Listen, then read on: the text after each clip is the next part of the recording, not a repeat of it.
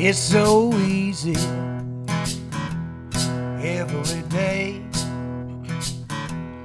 living in Lubbock, the one and only LBK. 'Cause we got rock and roll, we got the blues, we can honky tonk in our cowboy boots, and through the dust in the rearview mirror you can see our rhythm and roots. And through the dust in the rearview mirror you can see our rhythm and roots. Good afternoon. Welcome to another episode of LBK Rhythm and Roots, Lubbock's podcast for musicians by musicians. I'm your host, Jason Robertson. It's my co-host, Rhonda Taylor. Hi, Rhonda. How you doing? Good. We got somebody pretty special with us today, don't we? We do. And we're at a special place today. Yep, we're in a legendary place called the Texas Cafe, or you might also call it the Spoon if you're from back in the day. That's right. This is a pretty historic little painting behind us, isn't it? Yeah, it's a great background. Man, we have got a local legend. I mean, this guy here is one of the most accomplished guitar players I've ever seen. I love his music. Got Mr. John Sprott with us John. today. John, Good thank to be you. here. Thank So you for good to have taking you the time here. to come today and do this with us, man. I bet you couldn't even count how many times you played on this stage right here. I couldn't. You're correct. That's hundreds, You're maybe correct. thousands. I mean, yeah. Going back to what year? The 80s, the mid-1980s, something like that. Yeah. This is the stage, I believe, if I'm right about it, that I met you at when I came to a Sunday night jam here, which is one of the reasons that it's legendary. And I was blown away because you played a song that was one of my favorites, which I'm hoping that you might play for me today at some point. Jolene by Ray LaMontagne. And I was like, great tune. What a great songwriter. and you just did it so well that I was just like, wow, I'm going to keep coming to this He's jam. an awesome singer, Yeah. too. Well, we do My that song gosh. in our Yeah, little we do it, too. acoustic set. And- I'm interested to see your version. Yeah, I'd love for you Yeah. to do that at some point today. All right. Yeah, it's so great to have you here. We're also kind of live today. We have an audience here at the Spoon. I call it the Spoon still. Probably everybody in here has seen you here before, which is wonderful that we have this audience today. Well, and you know the great thing about the Spoon, live music 5 nights a week. Yeah. The jam Sunday night. Yeah. Bike night Wednesday night. Acoustic night Thursday night. Is Note that right? about the Sunday Jam, it kind of has a direct lineage from the original Sunday Night Jam that Jesse Taylor started over Really? at the original Stubbs over there on East Broadway. How did it come about? Because that closed down or something and Well, moved over here? It originally, of course, was over there, and then Stubbs moved down to Austin, and they opened this location where Cast Iron Cast Grill Iron- is now. Yeah, I remember that. And several of us in the music community ran jams up there, and of course Stubbs came out and opened that first one. I mean, he was closely associated with that establishment, Yeah. and literally came out on stage and opened that first jam. Well, eventually it got to where myself and a couple other guys were running that jam there, and that place went out of business, and we moved it here. And whenever it moved here, I was still running it, and I eventually retired from doing that. Right. But there's a through line, just directly, kind of via old Stubbs himself. That's great. Yeah. From I just the got original the chills. one I know I that, would have loved a bit at that one. from you know? the original Yeah. one that got started back in the early 1970s by Jesse Taylor.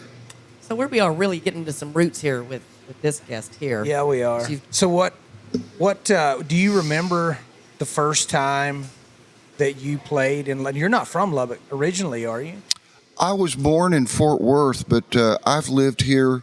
My parents moved here whenever I was just a tot.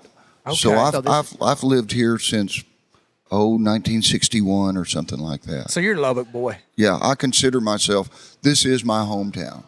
Awesome. You know. Yeah, well, everybody. My considers extended family and my immediately family all moved back to the Fort Worth area, so I'm the only member of my family that still lives here. that. And your family, are you from a musical? I know you play with your sister. Mm-hmm. Is your whole family has been musical always? You know, my dad had aspirations of becoming a concert baritone and had a beautiful voice and played ukulele. My mom plays stride piano, you know, and reads well on a piano and still plays. Nice. My big sister is probably the reason that I play guitar. My mom got a green stamp guitar. Oh, great. My sister is a piano player. She used to give recitals and play Bach and stuff like that whenever she was a kid, and picked up guitar because she was just musical. Well, her guitar was laying around, and so, you know, I used to, whenever I was a kid, before I could play an instrument, I walked around the house driving everybody crazy making guitar noises. Really? You know. It was destined to be. Banging on It the, was. on the green stamp So guitar. they were probably relieved whenever I finally got a guitar and started making noise with that. You know. I think a lot of people are relieved of that. Yeah. Yes. Bless their hearts. Bless their little Well, hearts. speaking of making noise on a guitar, would you like to open Yeah. this show with a song for us, man? Yeah. Anything you want. Play y'all a song I wrote about a particular blues style that's called a flat tire shuffle. It has a groove to it that does this. It kind of sounds like somebody going down the road on the side of the road. Right? It's got that thing going in it. Right? And so I'm sure that I'm about the 900th person to do this, but I wrote a song about a flat tire to a flat tire shuffle. Sweet. So it goes like this.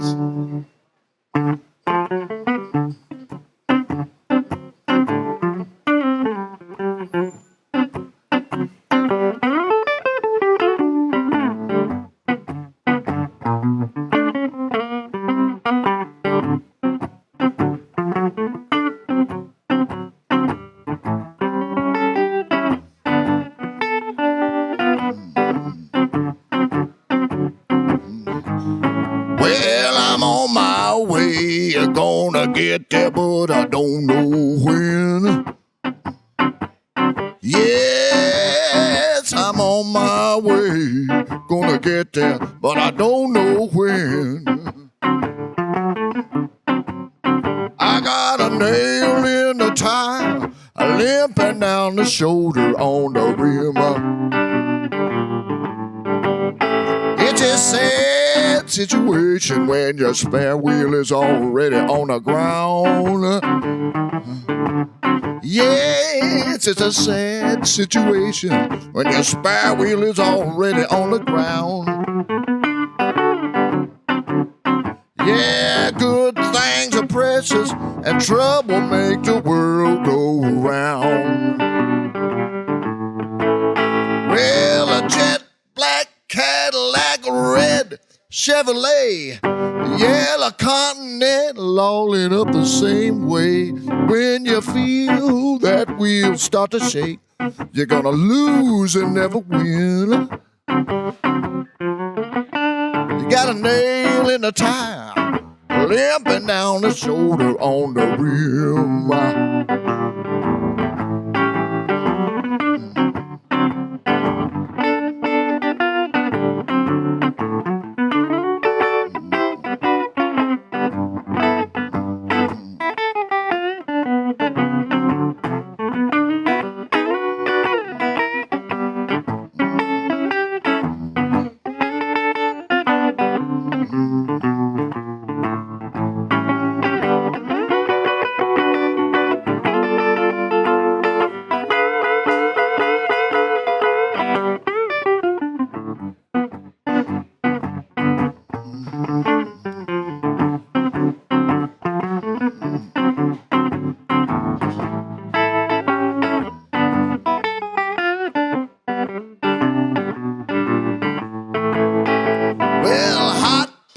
cold patch make me wanna holler. A 2-bit plug kit took my last $10. Gonna need that fixer flat. It's just a matter of when. Yeah, you got a nail in the tire, limping down the shoulder on the rim.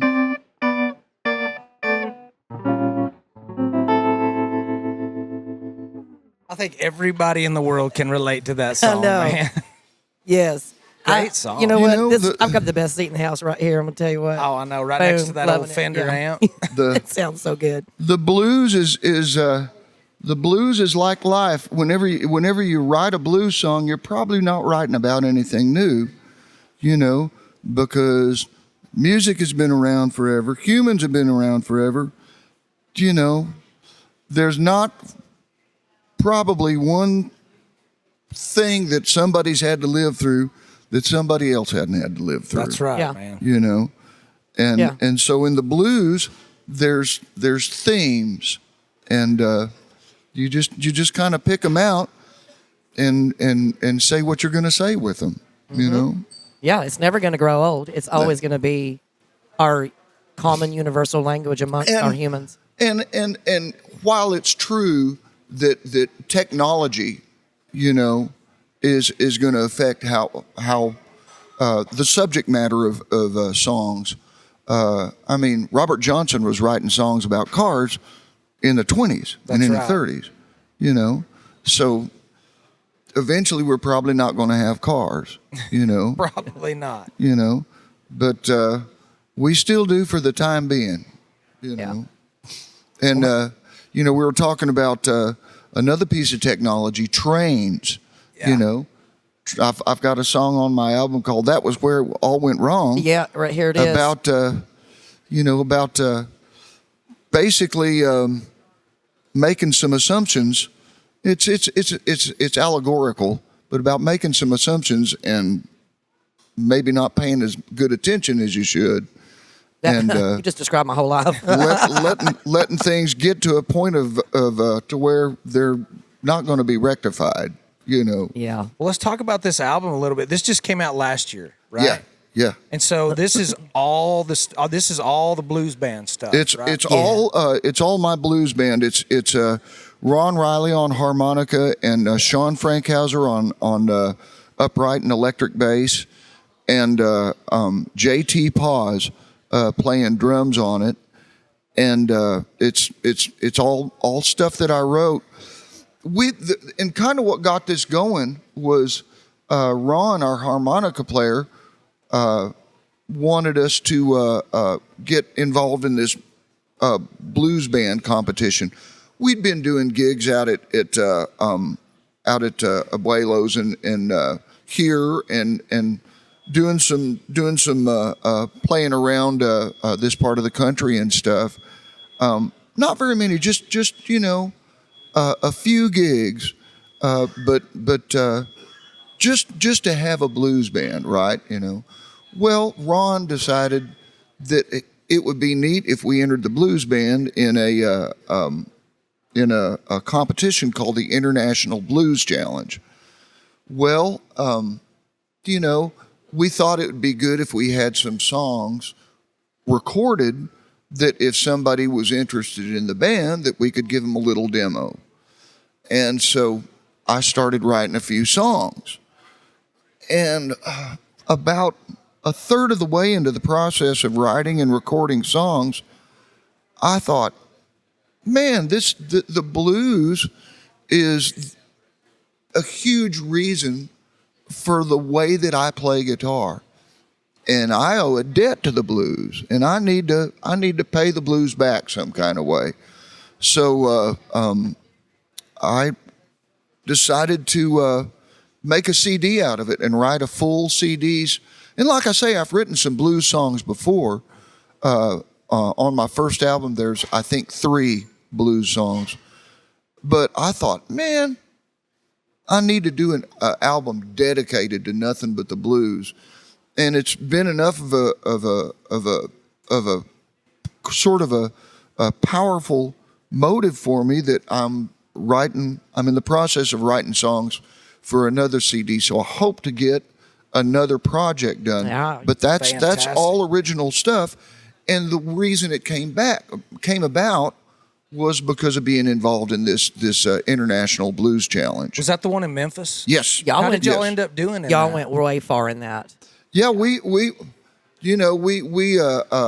made it into the semifinals 2 years running, and boy, the competition in the last one that we went to, and we can't go again because 2 years is all they'll let you compete.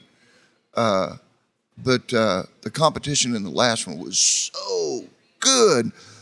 And folks, if you ever get a chance to go to Memphis for the Blues Challenge, if you love the blues, and you want to hear some people just singing and playing their hearts out, oh my God, it's elevating. It's an amazing thing.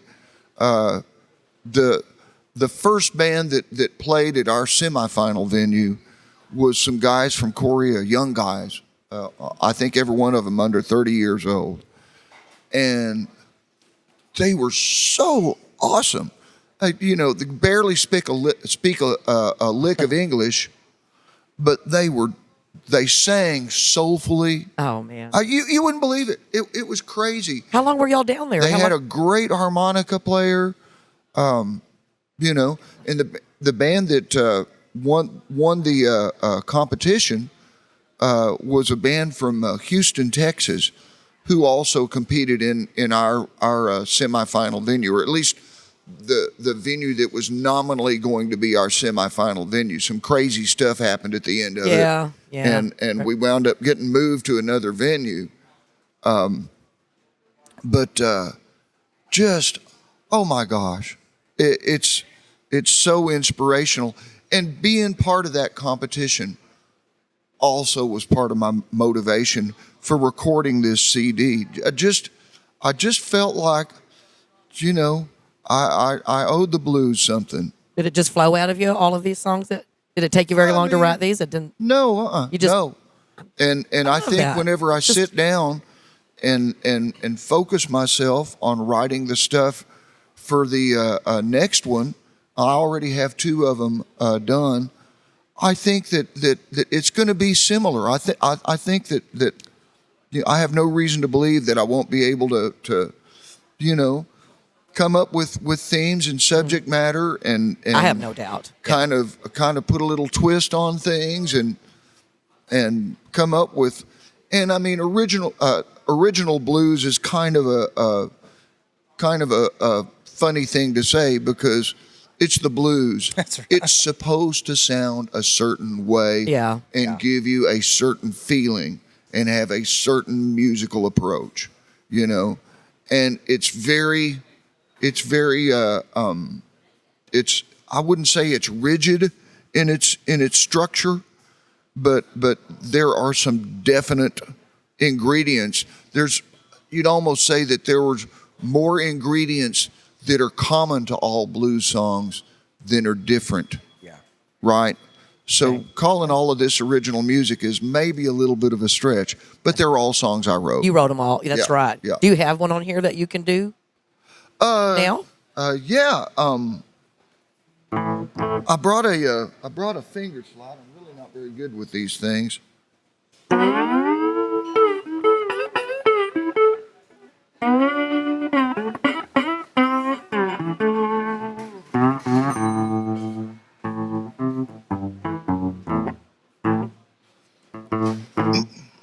This is a song I wrote about a guy that walks with a limp.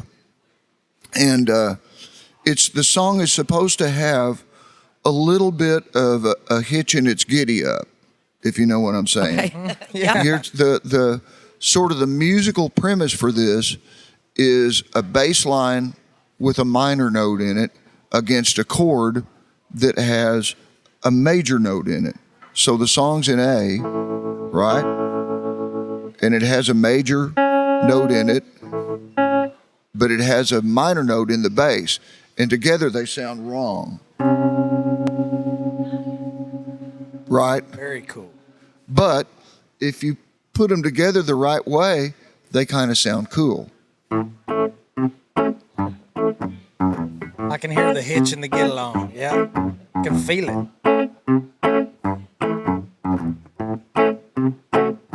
Hand me down my cherry wood cane, 'cause my feet can't take no load. Hand me down that cherry wood cane, and I'll ease on down the road. Ain't no shame, all the same, that cherry wood cane. Talking to cherry wood cane. I've got to rattle round in my bones, 'cause I just can't take my rest. I've got to rattle round in my bones. I believe it's for the best. Ain't no shame, all the same, that cherry wood cane. Talking about my cherry wood cane.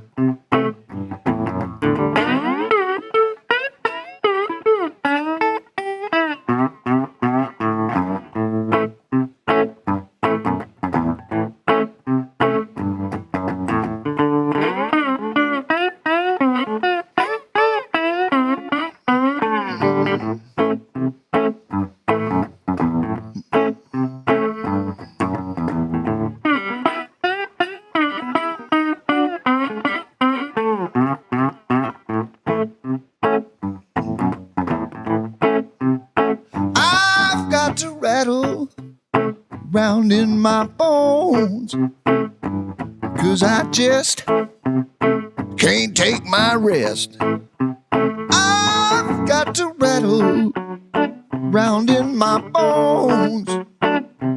I believe it's for the best. Ain't no shame, all the same. I talk about my cherry wood cane. The cherry wood cane. Talking about my cherry wood cane. Cherry wood cane.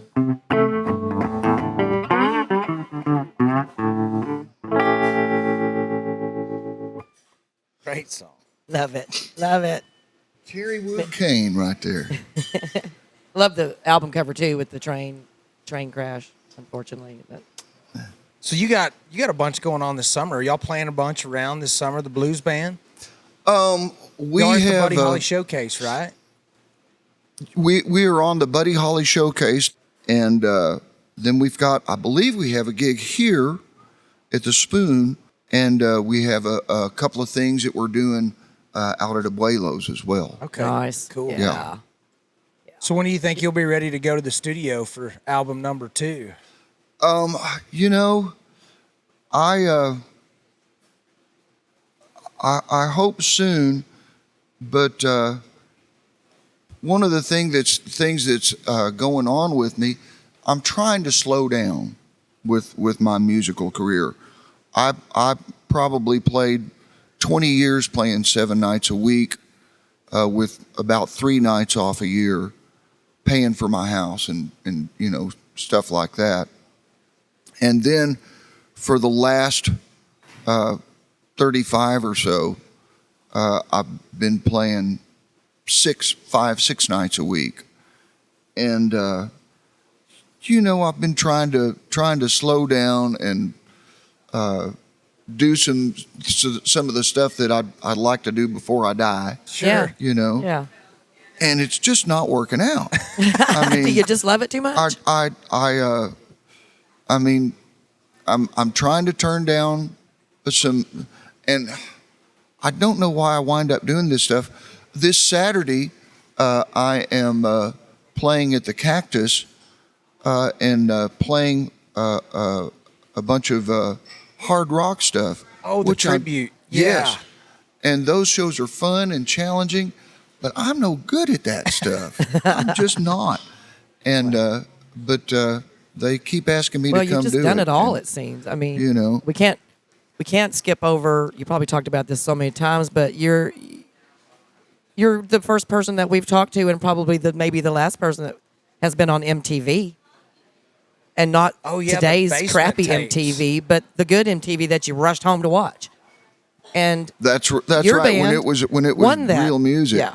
Well, and some things came out of that. I was just looking on Facebook not too long ago, and J.D. Souther at Farm Aid came down the feed, and I thought, well, I'm going to listen to that, and they had dubbed in the studio audio onto the band, and J.D.'s backup band was my band, but if I remember correctly, that was the first song of our set, and there were terrible feedback problems. I mean, just this high frequency squeal came through JD's monitors that I mean, you watch the video and he barely flinches, but on stage it was like nobody can hear after that. Bummer. And he sang beautifully, the band did a good performance, but it was very flawed because of that. And so and the version that has the audio from the concert is on YouTube. You can find it. But if I was reading the dates right, about 9 years ago, they came in and overdubbed the studio. I'll bet that was cool. And it actually works real good because the band was playing very accurate tempo. So the dubbed in audio it's perfect. It's pretty seamless. I think I remember you saying that Except that that audio... there's a fade at the end of it. Oh, well.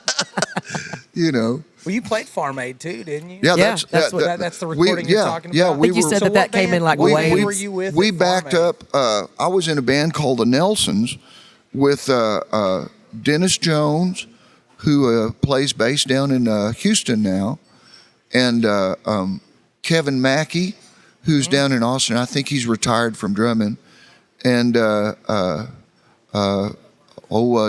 Allison, rest in peace, who was one of my brothers in the trenches in the music business. That's cool. And I credit my sister for getting me started on guitar. I have to give a lot of credit to my brother Don Allison for the reason that I wound up doing this for a living. He helped you find the passion in it and the love for it. Well, just the perhaps mistaken idea that I could. We were out there doing all this crazy stuff, man. We played with Jimmy Page in Kansas City. We opened for Culture Club on their second world tour in Dallas and in San Antonio. We got to do some crazy stuff, and you do some, and the reason that I got to do that stuff was because Don Allison was, in my mind, and in a lot of people's mind, good enough to be a real rock and roll star. I really believed it, and a lot of people did. Is he that good, man? I mean, I've always heard that about him. I didn't know him. He was an instinctive songwriter. Wrote beautiful songs. He had supernaturally accurate pitch. He was a great front guy. He was really good. Had a great what's the word I'm looking for? He had a great showmanship in front of a crowd, and him and the other guys in the band. Our drummer, our original drummer, Greg Galbraith, that was on the video that won the MTV thing, was just a swinging, super talented drummer. And then Kevin Mackey, that took over for him.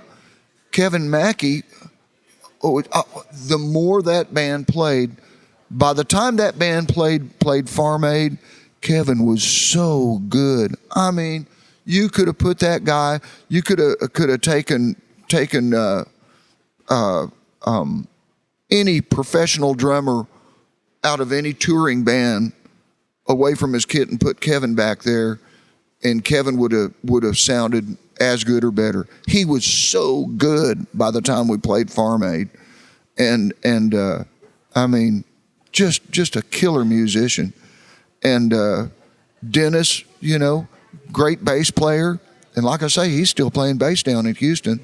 And we had some other bass players in that band who were also fantastic. Chris Carson, Billy Alford, and Sean Frankhauser was the last bass player for that band, and Sean. Oh man, he's incredible. Man. I mean, incredible. So I basically rode around on these guys' shoulders, pretending I knew how to play guitar. Well, you figured it out at some point. You do it for long enough, you pretend pretty darn get good. Okay at it. But doing that made me think, hey, I can do this, And I started after the Nelsons broke up. Well, actually, before the Nelsons broke up, I started playing acoustic gigs for $20 and stuff like that, And man, one of the weird things about the Nelsons is we were doing all this great stuff, but we were not making any money, and I was sleeping on people's floors. That's such a common story here in Lubbock, and when I ate way better when we were on the road, And I had a borrowed 10-speed bicycle for my transportation. I had 200-watt Marshalls. What? How did you do 200-watt Marshalls and two beautiful Kramer Elliott Easton model guitars that I was touring with. But I had no way to move them anyplace. If I wanted to do a gig in Lubbock that wasn't the Nelsons, I had to call somebody up and get them to move my amps. I was again another one of the gigs that I was doing back in the 80s to try and put food in my mouth. I was playing for $20 on Wednesday nights at Johnny Ray's Jam at Main Street, right? And that's what the band was making. We were making $20 a piece, and man, it made a difference, And like I say, I wasn't paying rent.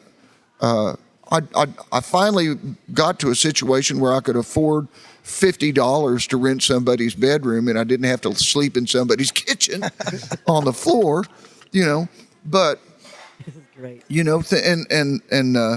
But I kept doing that and kept playing those little gigs, and eventually got to where I was working a full schedule. Like I say, 6 nights a week.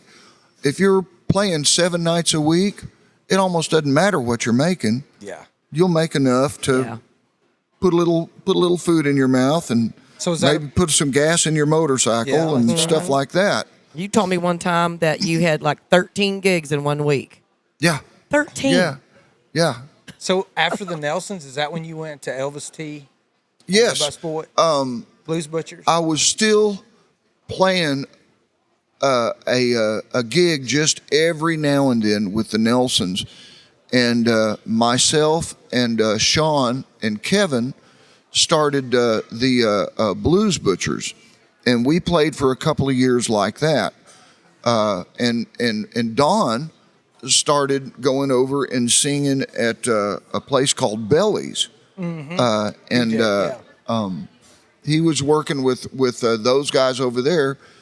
And every now and then we'd get together for a Nelson's gig, but we were all eager for new challenges and stuff like that, and broke, So we needed stuff to do, and so I got this little 3-piece band going, and I think Kevin is the one that talked Elvis T. Busboy into joining our band. Who was actually a busboy, correct?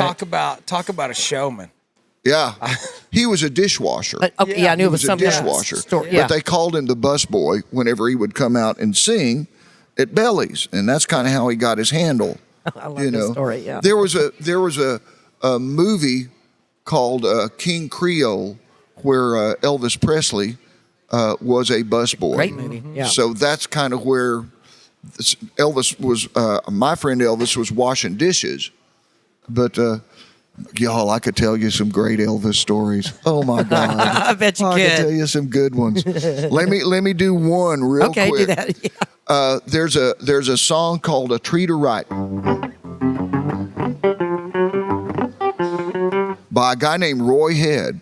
All right, we were playing at a place in Dallas called Club Dada, and Roy Head and his wife were out in the audience. Well, Elvis, he loves these kinds of things. He loves meeting, especially people who were in the business in the 50s and 60s. I mean, he gravitates towards that. And so he immediately went over and introduced himself to Roy Head and Roy Head's wife. So at one point, Elvis gets a dollar bill out, I'm getting ahead of myself. Roy Head tells Elvis a story about him getting to meet Elvis Presley. And he said that Elvis Presley hit on his wife. Right? And Roy Head's wife is there. She's smiling and stuff. And apparently, and Roy Head, about this tall, not a real tall guy. Elvis was... He's a big guy. He's a big guy. Yeah. And, of course, eventually I trained in karate and stuff and like that, and that's how he's doing all the kicks and stuff. But anyway, they get in a scuffle. And Elvis is kicking Roy Head's butt, right? Where's this at? So is this at Belly's? No, this was at Club Dada where he was telling us this story. I don't know where the thing with Elvis actually happened. Anyway, so Roy Head's getting his butt kicked, and he sees Elvis's leg, and he bites it. And that got Elvis off of him. So Elvis, my friend Elvis, gets a dollar bill and gets Roy Head to sign it, right? And he signed it, and Elvis still has this dollar bill. It says, to Elvis, Roy Head, I met one and I bit one. So I wonder if it left a scar. You want to play another one, John? I'd love to hear you play another one, man. Let's see. Let me see if I can do that Ray LaMontagne song. Yeah. Well, I know you can. Yeah. Let me get a harmonica out. I'm a terrible harmonica player. I'm really, really glad that I've got a good one in my band. Oh, yeah, he plays harmonica in this one. I better step it up. Yeah, I love Ray LaMontagne. I think he's such a brilliant writer. My gosh. Well, and his voice. Oh, I know. Yeah, his it's voice just is incredible, man. Stunning. Oh, yeah. I hope we don't get in trouble for some sort of copyright infringement. No, we're good.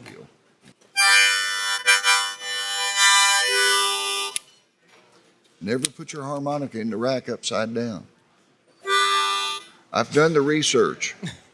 Doesn't sound as good, does it? Yeah, that's a cool rack he was showing us earlier. This magnet's right on that's there. That's right.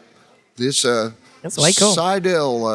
Seidel harmonica rack that my friend Ron Riley gave me because he does not use harmonica racks, but he got this one from the guy that makes them at a harmonica conference.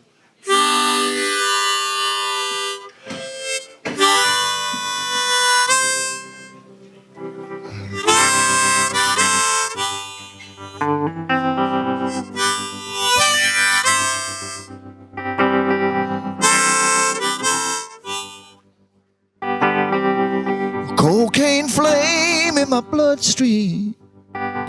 Sold my coat when I hit Spokane. I bought a hard pack of cigarettes in the early morning rain. Lately my hands, they don't feel like mine. I bound by the dust and blind. I held you in my arms one time, but I lost you just the same. Jolene, I ain't about to go straight. It's too late. Well, I found myself face down in the ditch, booze in my hair, blood on my lips. Picture you holding a picture of me in the pocket of my blue jeans. Still don't know what love means, yeah. Still don't know what love means.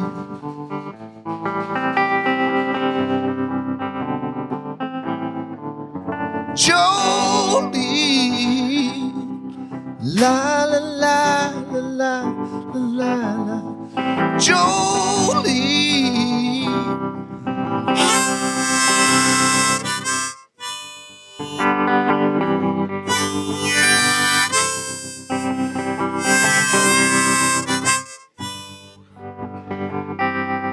Been so long since I seen your face, I felt a part of this human race. I've been living out of this here suitcase for way too long. Man needs something he can hold on to. 9-pound hammer on a woman like you. Either one of them things will do, yeah. Jolene, I ain't about to go straight.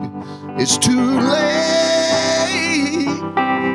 Well, I found myself face down in a ditch, booze in my hair, blood on my lips, a picture of you holding a picture of me in the pocket of my blue jeans.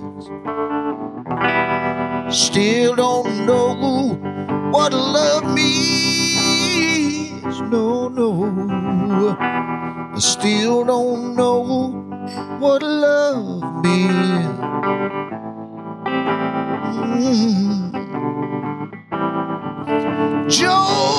Jolene, la la la la la la la, Jolene,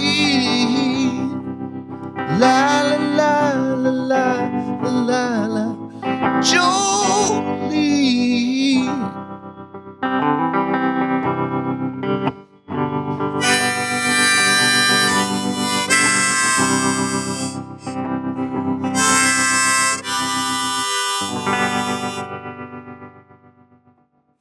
Dang Yeah. right, What man. a great song I know, that it's guy a- wrote. The greatest, heartbreakingly line to beautiful. me is a picture of you holding a I picture know. I of couldn't me. even look at him singing. I was going to start crying or something. Hey, we ask Yeah. all of our guests this. We're about out of time, but what advice would you give young cats, young musicians trying to get in the business? What advice would you give them to help them get a head start, man?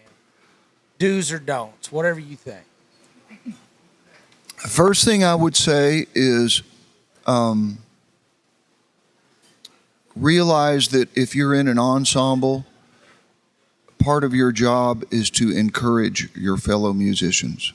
Oh, that's great advice, man. Part of your Yeah. job is to encourage your fellow musicians, not tear them down. You need to make them feel like they can contribute something spiritual, something special, and encourage them to do it. And music is about magic. It's about creating something that transports people. That and everybody on stage has to be in that mode. Everybody has to be able to,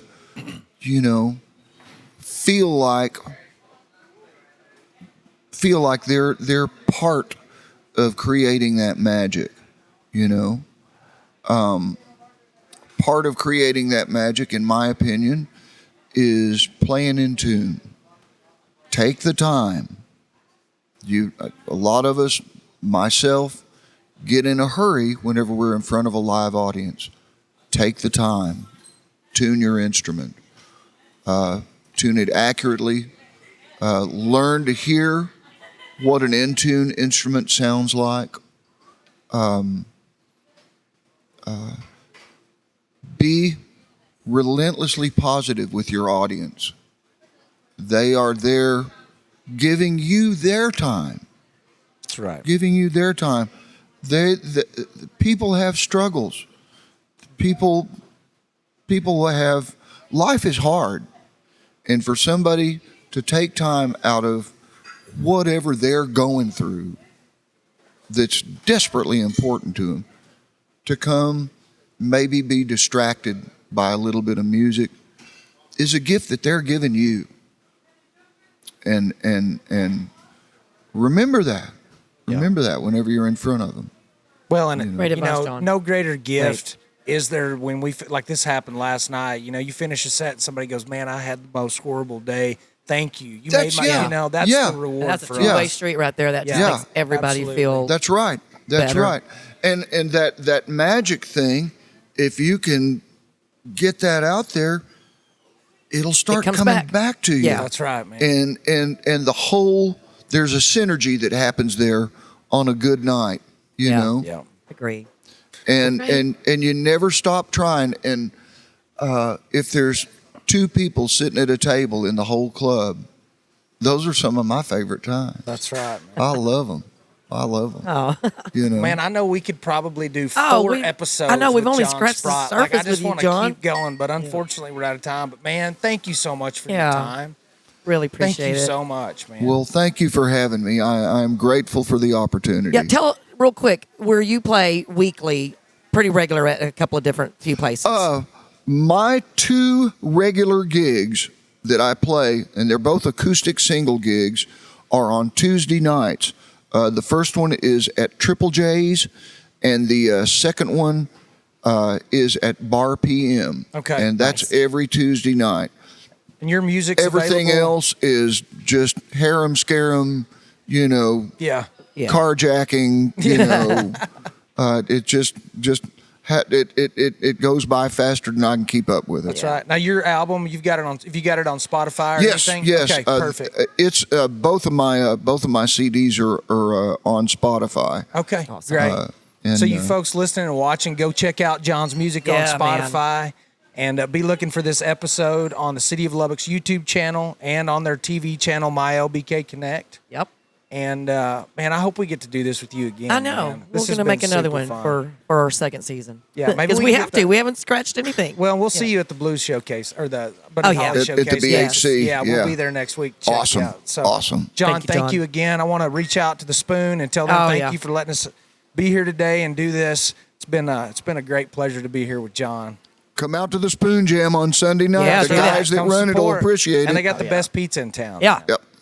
Right on. All right. Well, you guys be on the lookout for another episode of LBK Rhythm and Roots. Thanks. Thank you.